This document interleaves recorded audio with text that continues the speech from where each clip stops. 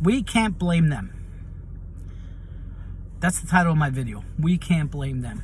And you're probably wondering, who in the world is George going to be talking about right now? So anyway, let me share something really quick with you guys. Every Friday, my church does food distribution. We started this last March. We hand out food to the people in need in our community. And every week, every Friday, we see people lining up. And, you know, when we first started this, it was 20, 30 people were showing up. And today, there was over 100 people showed up. The need is really, really, really bad. And not just in my communities, but many communities across my country and in many other countries. It's really bad. And I feel really, really bad for these people. My heart breaks for them. So anyway, a group of us from our church get together and we go into our church office. Our church office is, if you live in a city, you know what it's like to look for a parking spot in a city. So our church office, every Friday I go, and I've always been blessed, and I've always found a parking spot, like either right in front of the church office or very nearby. But not today. And today was pouring. It was raining. I'm like, oh, Lord. So I had to park far. So I, went to the church, and a group of us from our church get together, and we sit there, and we separate the food, and we bag them up, and, we get it all ready to hand out to the people. And so anyway, today, we started out giving it like to 30 or 40 people. Today, we gave out to over 100 people. I don't know if I mentioned that already, but we gave out to over 100 people. People kept coming, and we didn't have no more food. And I felt so bad for the people who kept coming. So my lead pastor told the associate pastor, close the door, close the door. As long as you see the door open, people are going to come. So we closed the door. We clean up and everything. I'm ready to leave. I'm leaving. And this lady comes, and she asked me if I speak Spanish. She didn't speak any English. She asked me if I speak Spanish. I said yes. So she asked me, and I told them we don't have any more food. But I gave her locations that she can go to, which tomorrow they give out food, and they do it on Wednesdays. And I give her a couple of places that she has options where she can go to. And I thank God for all these beautiful churches in our community that are giving out food, because many of our, during COVID, many of the food pantries are closed down and they haven't opened. So anyway, so I could have just left. I could have just left after telling this lady this, but no. Instead, she started walking in the same direction I was walking. So we're walking next to each other. So I'm like, let me talk to her. So we're talking. Nice, beautiful conversation going back and forth. So me being the inquiring soul that I am, I was, prying and asking her where she's from. And she told me that she's from Panama. And I said to her, how long have you been here? And she goes, 2 weeks. I was like, wow, 2 weeks.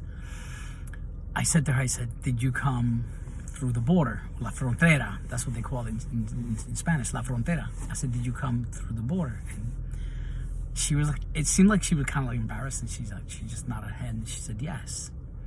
And I said, wow, I hear it's really bad. And she went out to tell me a couple of stories, but she told me that she was mugged twice and robbed twice. So she came here, she has nothing.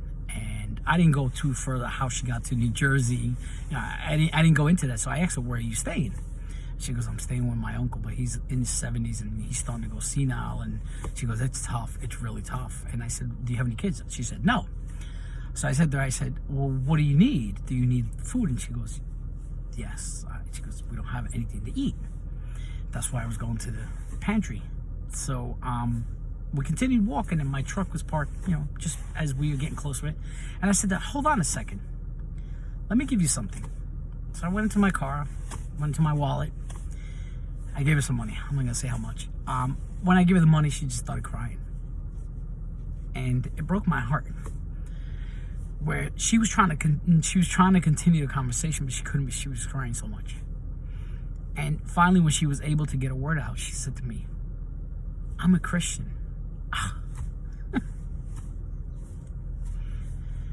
Obviously, it brought me to tears. And, and I said that I'm a Christian too. And she goes, I pray that God will multiply what you gave me 1,000,000 times. And we went on to talk a little bit more. And she goes, I'm going to pray for you. And here I am thinking, I have everything. She has nothing. And she's the one that's going to pray for me. So we can't blame these people. Not all of them. We can't blame these people that are trying to come here, or to your nation, wherever your nation is, that are trying to find a way to live, trying to survive.